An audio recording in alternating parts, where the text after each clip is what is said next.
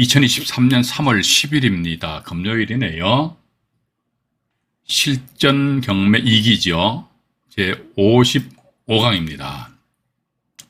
조금 전에 말씀드렸습니다만, 이제, 지분을 낙찰받아가지고 타 지분이 경매되었을 경우에, 공유자 우선 매수 권리를 행사를 하고, 그죠? 그런 뭐 내용에 대해서. 이건 아마 지금 현재 화면에서 보시는 이 내용은요, 그냥, 그 전에 53강, 4강, 55강, 이제 55강이니까, 여기서 다 이제, 말씀드렸던 것이거든요. 그래서 이제 이번 시간에는 막바로, 실제 사례로 접어들도록 하겠습니다. 방송하기 앞서가지고 우선, 아이고, 마마까꿍님하고 비이맨님, 네, 대단히 감사합니다.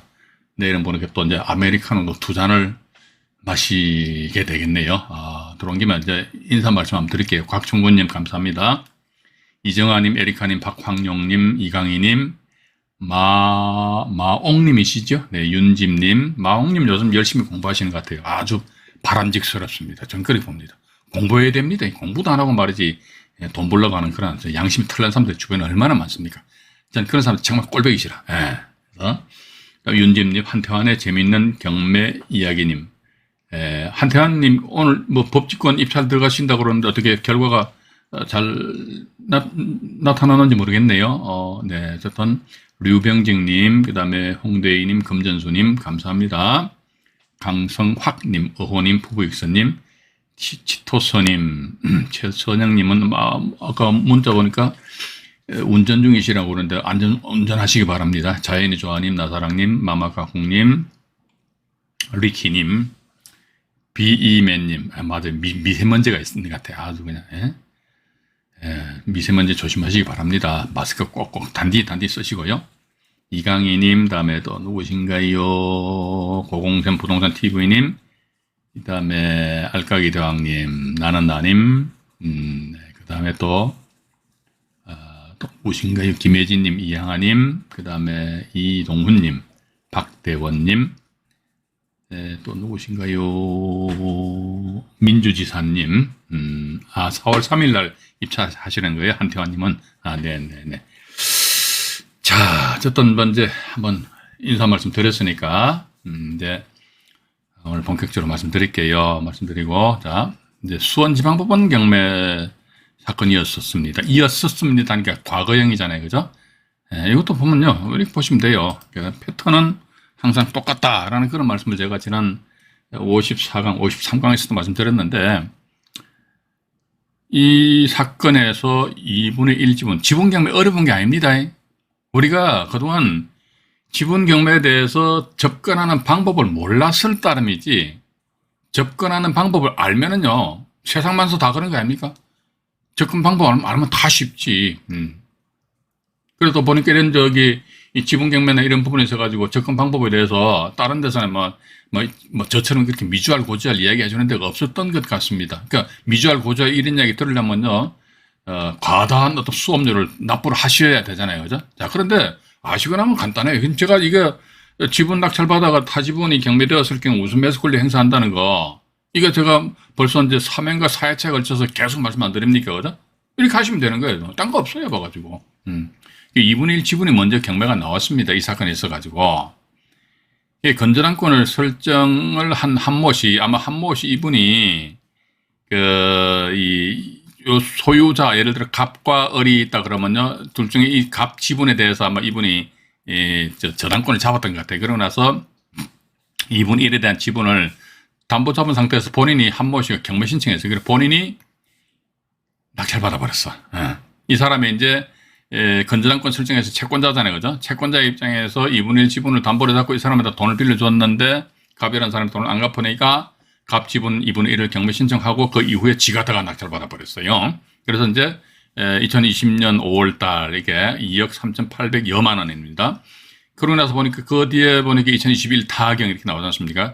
지분 낙찰자 한모 씨는 그전에는 지분에 대한 저당권자인데 이제 지분 낙찰 받았으니까 타 지분을, 이제 을 지분이겠죠. 그죠? 타 지분을 2021년 5월 달에 경매 신청하였고, 보니까 비교적 양호하네요. 2020년도 5월 달에 낙찰받고 한 1년여 만에 이런 듯이 타 지분을 경매를 신청한 거 아닙니까? 이 정도면 양호하다. 저는 그렇게 봅니다.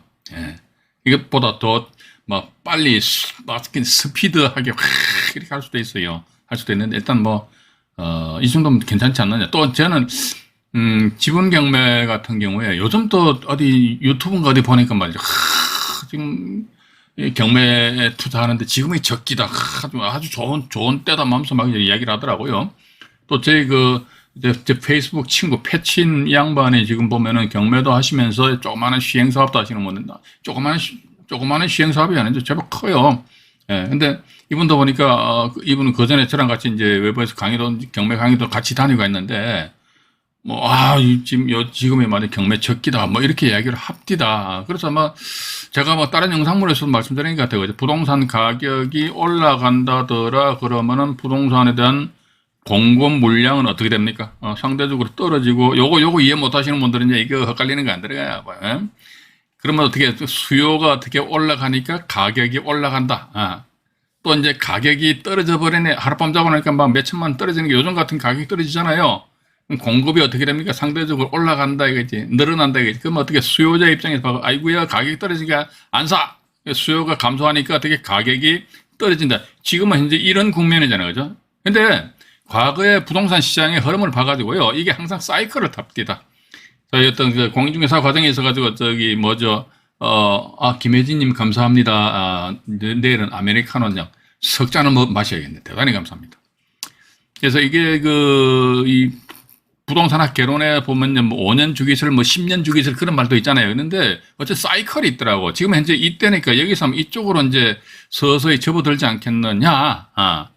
옛날에 1997년도 IMF 왔잖아요. 그때 완전히 부동산가 완전히 똥값이었습니다.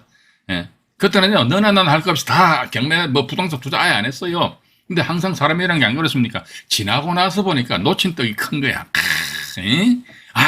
그때 할 걸.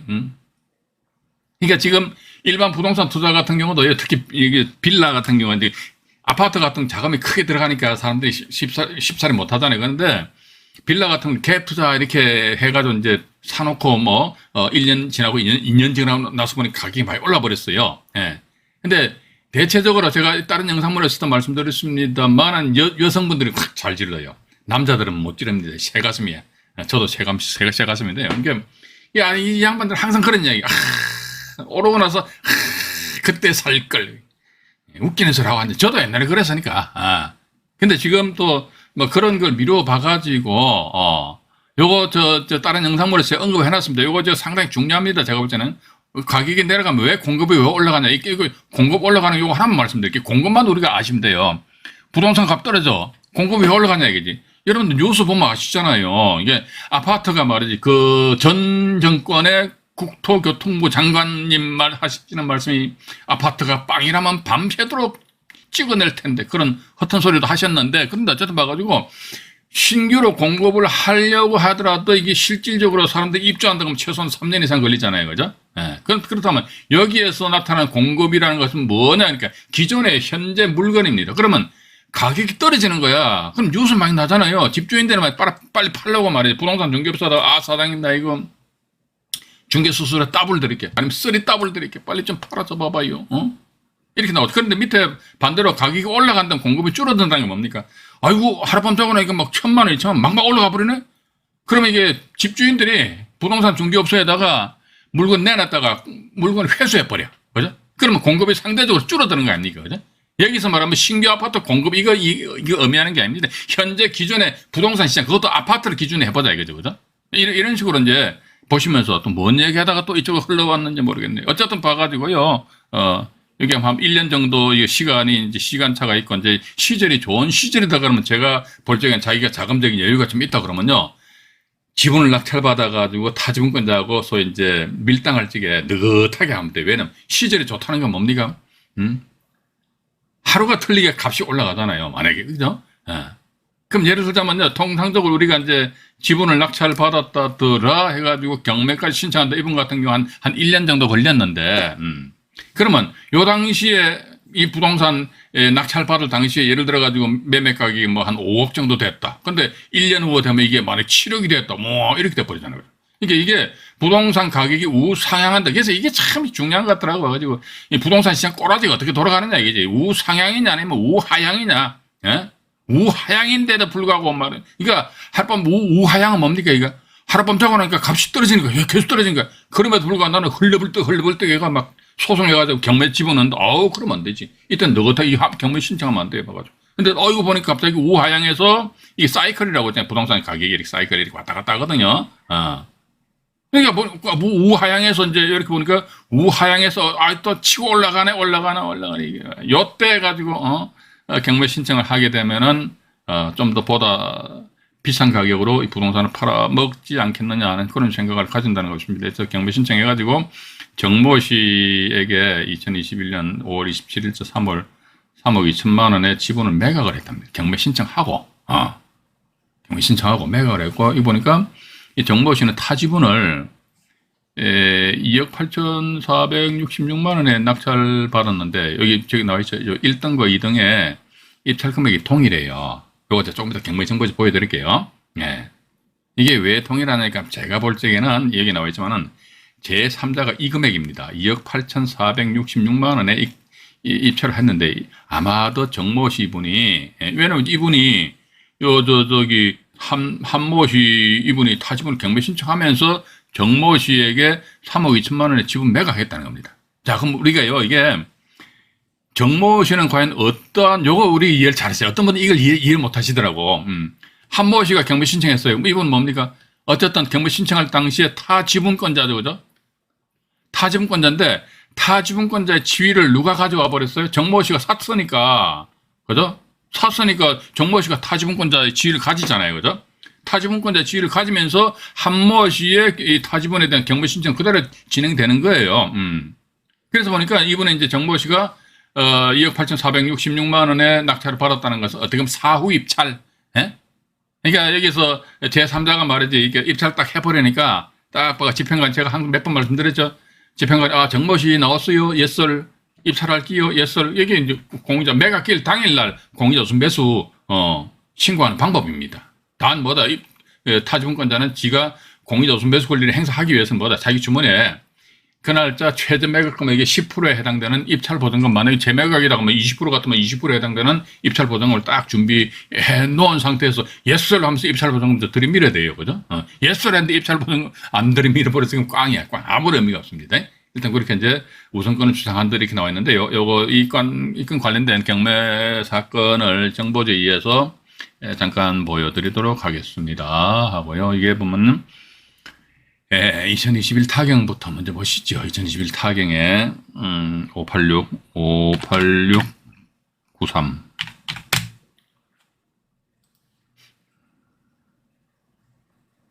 여기 보시게 되면요, 화면을 조금 키우겠습니다.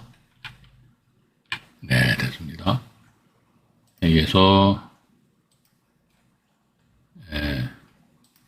이분이잖아요, 이분. 그죠? 이분이 2분의 1 지분을 낙찰 받았어요. 그래서 위에도 정리해놨습니다만은, 전 사건, 여기 2019 타경에 8,114에서 한모 씨가 낙찰 받은 다음에 한 땡땡이 타 지분을 경매 신청했대요. 그죠? 이렇게 경매 신청한 거, 이게 경매 신청하는 게 이 사건이에요. 그러니까 경매 신청으로 정모 씨한테 한 땡땡 지분을 매각을 해버렸어요. 그래서 나와서 이게 보니까 지분을 매입한, 이 한모 씨 지분을 매입한 정땡땡이라는 사람이 낙찰 받아가 본권 전부에 대한 소유권을 취득했다. 이게 등기부 유언, 등기부 등본이 있다는 겁니다. 이게 등기부 등본 보여드릴게요. 그래서 이제 요 채권자가 한모 씨인데, 한모 씨에서 아마 정모 씨로 이렇게 우리가 이렇게 이해를 하시면 됩니다.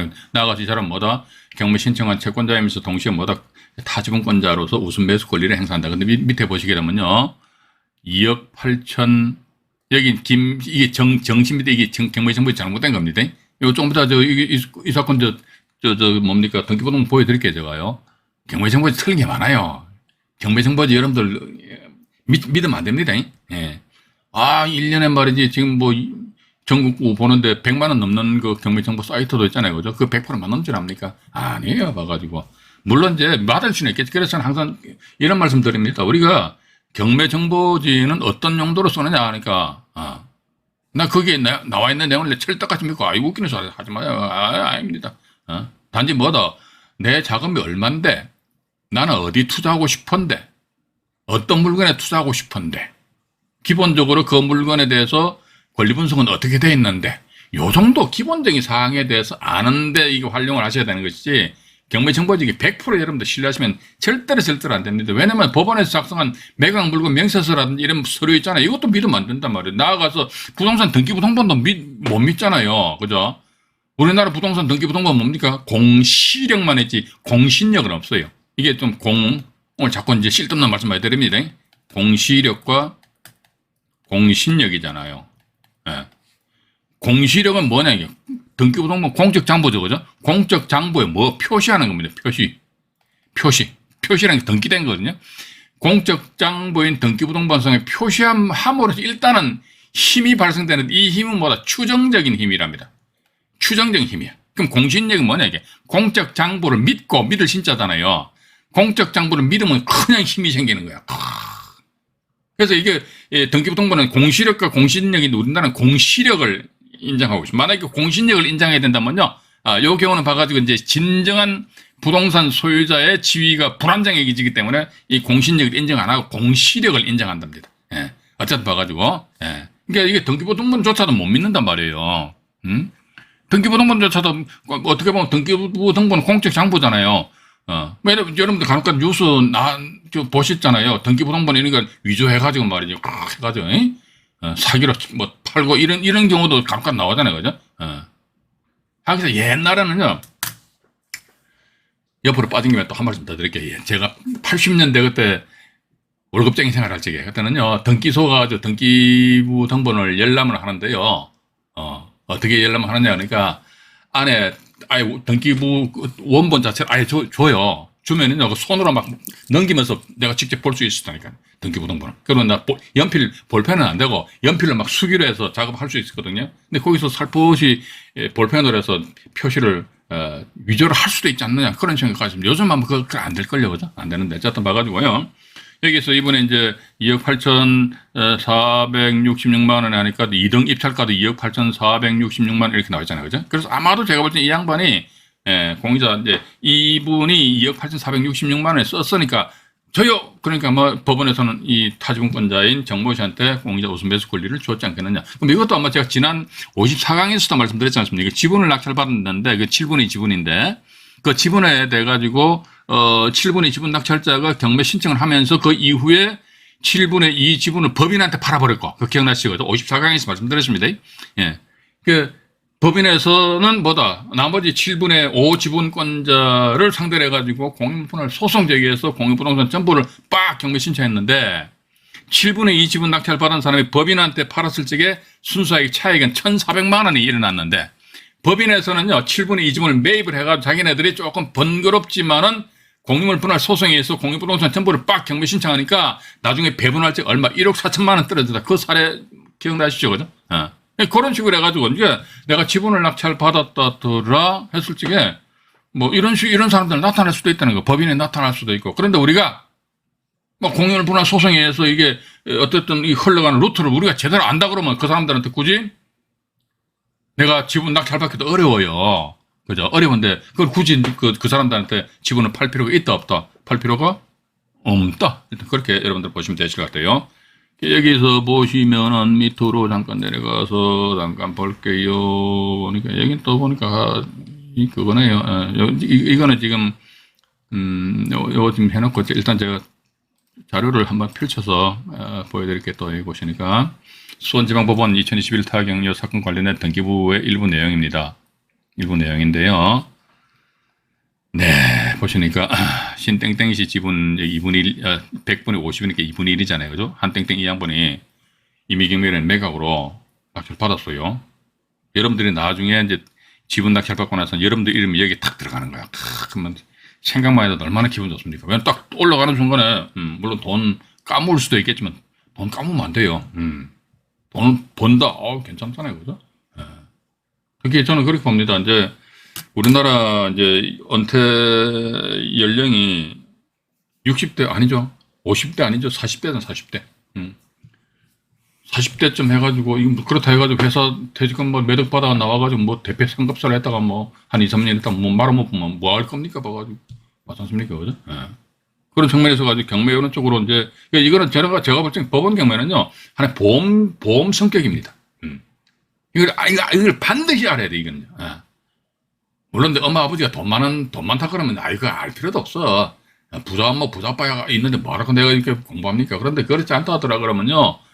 자식한테 가난을 대물림 해주지 않기, 자식한테 가난 대물림 해주면 그건 완전 죄악입니다, 죄악. 진짜 죄악입니다. 예. 자식한테 가난을 대물림 해주지 않기 위해서는 어떻게 한다 하더라. 물론 경매 이것만 알아, 그게 아니에요. 다른 것도, 재테크야 할 수 있는 그런 분야가 있다 그러면 그쪽을 우물 하나 더 파놔야 돼요. 그런 식으로 해가지고 이게, 나아가셔야만 되지 않겠느냐. 특히 이제, 뭐 50대, 60대 이렇게 되시면요. 이런 경매 해가지고, 지금 생각하니까 이분이 2012년도 이분이 그 당시 지분 경매를 정말로 열심히 한 사람이에요. 이 양반하고도 술 많이 먹었습니다. 이게 술 먹으면서 한 1년에 얼마 정도 수입 예상돼요? 한 장에 얼마입니까? 1,000만 원 아니에요. 1억입니다, 1억. 요즘은 모르겠어요. 그 당시에는요, 2012년도니까 10년 전이잖아요, 그죠? 그 당시에는, 지분 낙찰가율이 보통 75%대 80%대에 됐습니다. 요즘 같은 경우 사람들이 열받으면 100% 써버리잖아요, 그죠? 예. 이게 그건 이제 약간 그런 시차가 있긴 있는데, 그 당시에 지분 경매 요것만 해가지고, 양반, 여기 제 사무실 뻔질나게 왔다 갔다 했어요. 김모 씨라는 사람이 있는데, 그래서, 한 1년에 한 1억 정도, 그럼 괜찮지, 맞잖아요, 그죠? 여러분들도 하실 수 있다니까요. 하시고요. 그러니까 이제, 여기 2번 박땡땡 씨 지분 하니까, 원래 이 부동산의 소유자는 신땡땡 씨하고 박땡땡 씨가 각각 2분의 1씩 가지고 있었던 거예요. 이 지분에 대해서 임의경매 신청해버렸어. 임의경매. 예. 이게 왜냐면 한땡땡 이 양반이, 예? 한땡땡 이 양반이 저당권자라고 그랬잖아요. 그죠? 지가 한땡땡 이 사람이 박모 씨 이 지분에 대해서 담보 잡고 오는데 이분이 경매 신청을 하였다는 한땡땡 지분이 경매 신청한 상태에서, 그죠? 경매 신청한 상태에서 어떻게 한다더라 이걸 매매 팔아버렸다고 했어요. 그죠? 정모 씨한테 3억 2천만 원 팔았잖아요. 그러니까 한땡땡 이 양반 같은 경우는 아마도 보니까 2억 3,800만 원 선에서 낙찰 받아가지고 3억 2천만 원을 팔았으니 그것도 2020년도에 시작해가지고 2021년도 1년 만에, 이 양반도 1년 만에 어쨌든, 세전 약 한 9천만 원 정도, 그죠? 한 8천만 원 정도. 세전 한 8천만 원 같으면은, 이것도 괜찮잖아요. 그죠? 만약에 저는 그렇게 봅니다. 여러분들이 여기 낙찰 받으셨는데, 이 양반이 나서, 이거 줄게. 얼마야? 8천 차이 나는. 그럼 저 같으면 팔아버립니다. 팔고, 치고 빠져나오면 될 거 아닙니까? 그죠? 다운 계약 쓰면 안 되지. 이게 실질적 금액을 그대로 다 표시해야 되죠. 그죠? 요즘 다운 계약 쓰면 안 되죠. 다운 계약 쓰면 큰일 납니다. 그래서 이 상태에서 이제 요 2번 지분에 대해서 이 사람이 이 경매 신청을 소유자로서 저당권자로 경매 신청한 것을 여기 다시 이분 지분이잖아요. 지분을 매입을 하면서 박모 씨 이 사람이 지분에 대해서 전부 이전해서 누가 정땡땡 이분이잖아요. 이분이 그죠? 공유자 지분 2분의 1 해가지고 임의경매라는 매각을 해가지고 따라서 아마 이분 같은 경우는 이제 3억 2천만 원 하고 지분 낙찰 가격이 얼마인가 모르겠네요. 잠깐만요. 잠깐만 보겠습니다. 요 지분에 대한 낙찰 금액이 보니까 이게 2억 8,400이란 말이죠. 아까 이게 잡된 거래. 정모신데. 2억 8,400에다가 2억 한 9천 정도 잡고 3억 2천 하면 얼마입니까? 6억 1천. 그죠? 전체 투입 금액이 6억 1천만 원이 된다더라. 그런데 이건 보니까 1차 최저 2분의 1에 대한 감정 가격이 3억 5,050만 원이잖아요. 그럼 전체로 따지면 아마도 감정에는 이 물건을 7억으로 평가를 했지 않겠느냐. 근데 이 감정 가격이 지대로 된 감정 가격이다 그러면 역시 이 양반도 보면은요, 미치는 가격은 아니었지 않느냐.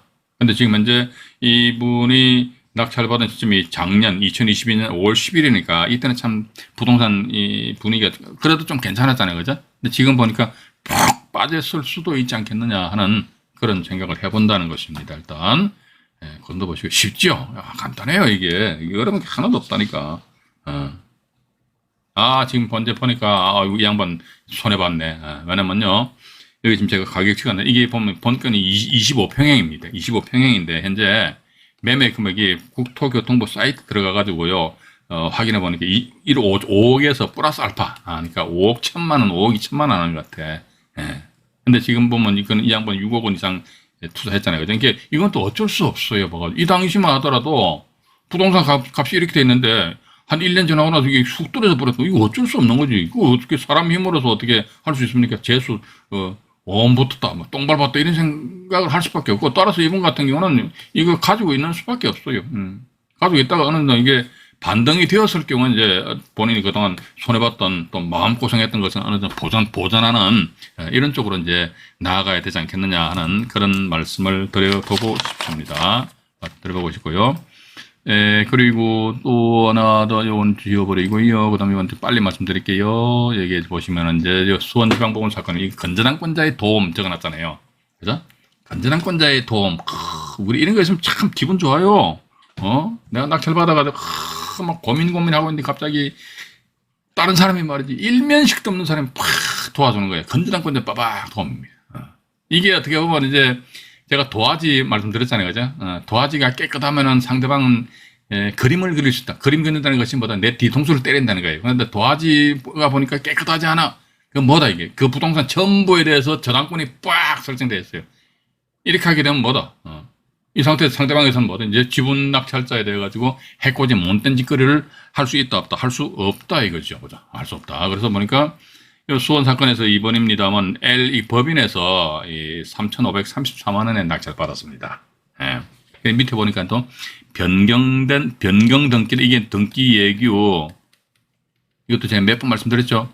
411호하고요. 1,580호 있지 않습니까? 요거. 얘 가지고 반드시 변경 등기해야 됩니다. 왜냐면 이게 등기 예규는 뭡니까? 법원에서 자기네들 만들었잖아요. 이랬을 경우 이렇게 해라. 이렇게 하나의 내부 지침이잖아요. 그죠? 내부 지침인데 뭐 저거 것들은 이게 등기, 변경 등기 안 하고 막바로 저당권 다 말수씩 버린다. 예를 들면 이런 게 있을 수 있거든요.